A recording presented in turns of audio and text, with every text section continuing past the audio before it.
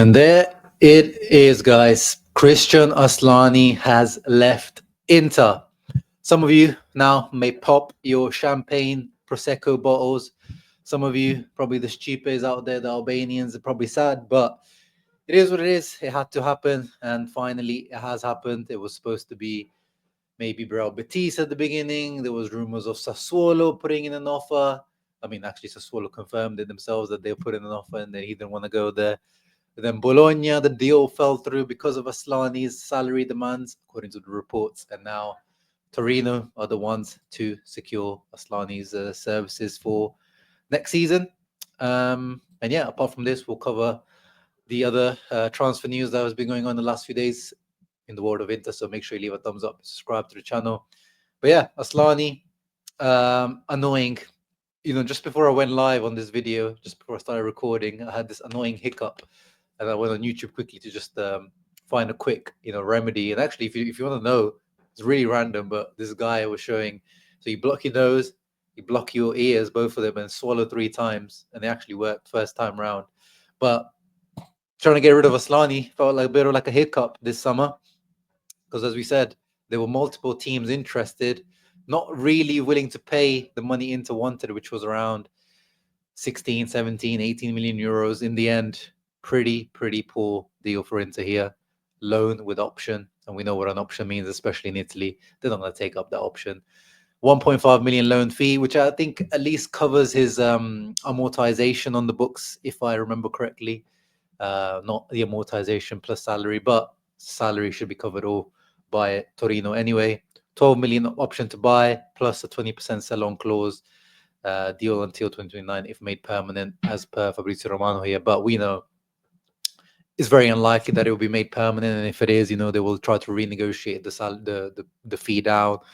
But I actually, it's bad in terms of what the deal that we had with Bologna. Bologna deal was permanent. That deal was 9 million plus 40% resale clause. So awful in terms of the initial transfer fee, but 40% resale clause, and Bologna do sell well. In the end, could have been a decent deal, and it was permanent. Here we're talking about a loan, but I'm not too sad about it. If you guys follow me throughout the season, this past season, or even the last few years, I've always said with Asllani, I feel like I'm not even against the loan again, just to keep his value up, get his value up. Still, try to develop him, because I do think there's a player there, not for Inter level, but I think we should be able to get more money than we have been this summer. And now I can test out my theory. My theory, for people that follow this channel, I've been saying that Asllani, Asllani, Ricci, both were at Empoli at same ages or similar age groups. Ricci was there before Asllani. Asllani took over from Ricci. But my theory is that Ricci basically had the path that Asllani should have took, playing 2,000 plus minutes in Serie A every single season under a coach like Juric, just regular football, struggling, playing well, struggling, getting into the Italian national team, going through the ups and downs, where Asllani came to Inter with the pressures of Inter, with Inzaghi not really probably being the best coach to develop in, playing only in one position as the CDM, as the regista, which might be his position, but he could play in other positions for sure. I think if Asllani had the same career path as Ricci, I think he would have been similar level player at this time, which I think he proves for the Albanian national team. But we'll see. So now I get to test out my theory. I think Baroni, the new Torino coach, is a progressive, good coach for Torino. Torino doing some interesting things this summer, so it's not a bad deal. But it has been frustrating. I have seen Inter fans, and quite rightly, turning on Asllani, because his attitude, to be honest, in the whole saga has been quite annoying. At the end of the day, he is allowed to make his own decisions. He is his own man. But first of all, he didn't want to leave Italy. He wanted to stay in Italy. So that already reduces the value and the money Inter could get. Then, as we said, he rejected Sassuolo. He rejected Bologna because of salary, apparently. So you're rejecting a team in Europe, in Bologna. And, great coach there, Italiano, who develops players just over some salary. Yeah, quite annoying, his kind of attitude in this. But now all we can do is wish him well. Hopefully he retains or improves his value. And of course, Match day one is Inter Torino. So Kristjan, look at me in the eyes. Do not score against us on match day one like you did for Empoli against us. Do not do that. The goal of the X is usually almost a guarantee against Inter, but Kristjan, my sheepe, please do not do that. All the other 30 plus games in the season you can ball out, but just not against Inter. But yeah, you guys let me know in the comments down below. Are you happy? I'm sure most, as I said, last few days we've all been kind of waiting for this. Let me know your thoughts on this Asllani deal. Again, I think it shows again the struggles of Inter selling, but this time it was made worse by the player, by him reducing the options of the teams that he could go to. But anyway, let's cover some other news as per the Inter Extra account here. Yeah, these are just different sources confirming the deal. Benji Pavard, is he leaving? Is he staying? If you were watching the Two Up Top episode 1 with Anthony the other day, whilst we were live, Benji Pavard confirmed his new shirt number, jersey number, as to number 5. Was that a sign that he's staying? Probably. And we know that it's very unlikely that a team comes with a 20 million plus Inter would want at this time in the Mercato. But apparently, Neom SC, the Saudi team, are still trying to convince him, or their manager, Christophe Gauthier, is harassing, in the most positive sense of the word, Fabrizio Romano says, to change his mind. But I think now, unless it's a big team that comes in a World Cup year, even Pavard is not going to want to leave. And I'm not too sad about it. I mean, I was open to it, definitely at the beginning of the Mercato, but now I'm actually want some stability and hopefully renewed motivation, fresh mind, fresh legs for Pavard this season. Well, hopefully he can return to form, which we know is very high level, especially in Serie A. Then we get to more frustrating news, which is, of course, Inter's incomings. Are Inter going to do F all incoming? Is anyone coming in? Is Kivu going to be backed at all? Because this guy has not been backed in any way or shape outside of players that were already going to get signed, regardless of Kivu and Zaghi being here. I know a lot of Interisti are losing hope on this. Nico Skira says Inter have not given up on Manu Kone. Continues to negotiate with the midfielder's entourage. Kone is the top choice for the midfield, and a new attempt to bring him to the club is planned. I'll believe it when I see it, and when I see him in an Inter shirt. Rabiot and Amrabat, two midfielders that have been linked to Inter recently. They were offered to Inter, so it's not Inter being interested in them. They were offered to Inter. Rabiot had a falling out with his teammate Jonathan Rowe and Marseille. They've both been put out of the squad, so he's on the lookout for a club. Of course, he was at Juve for 4 or 5 years. Inter is taking his time to evaluate options according here to Di Marzio and not make a mistake in the final days of Mercato. Amrabat, I liked him when he was at Fiorentina. I never thought I think it also proved one of my theories back then was that, I felt like he was overhyped, and he showed that he was never kind of, big club level. But I would have never minded him as a backup, of course. But I think now it's too late for that as well. And yeah, Rabiot is not the type of profile I think we need either, even though I do appreciate him. But I think that's Rabiot and the Allegri is a different beast.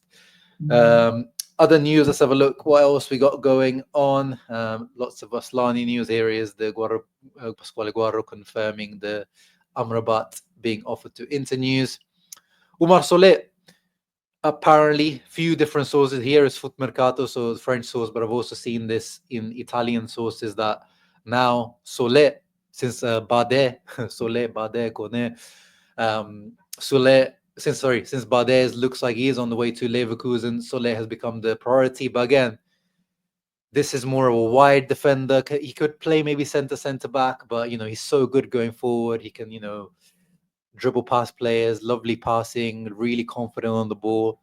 That all sounds to me as a wide centre back. So again, is this if Pavard or Bisek leave, or is that regardless of them?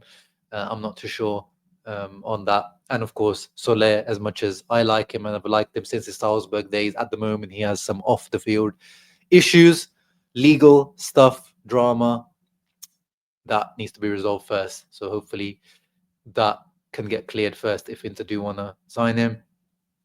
Interesting names linked to Inter in the last few days is this 21-year-old Frenchman called Jaoui Cissé from Rennes. valued at 30 million euros, which is funny. This guy had about less than 15 appearances, I think, or less than 15 starts in Liga on last season, and he's already valued at 30 million euros. The transfer window, transfer market these days is absolutely crazy. Yeah, a large amount for a relatively unknown player. The club is following Cisse, but would prefer to understand if there's room to negotiate with Roma for Cornet first. I've only seen clips of him. He looks good on the ball in terms of, he's confident. He's able to drive with it. I would prefer someone that's more, comfortable. He looks more of like in someone that likes to drive with the ball rather than passing it, keeping it ticking along. But it is a profile, I guess, that we need, similar to Kone, like a bit more athletic, some more legs in that midfield. Would also do some legs in midfield. Frank Kessie can also definitely add that. The Presidente, as the AC Milan fans would call him when he was there, absolute beast, absolute tank in midfield. Is in Saudi Arabia, but now he's expected to remain there, even though there has been interest from, I think, Juve as well. We're interested in potentially bringing him back, which is a shame. That would have been a good, interesting profile as well. But again, as a single pivot in a 3-5-2, maybe not in a double pivot, that is where Frank Kessie would thrive.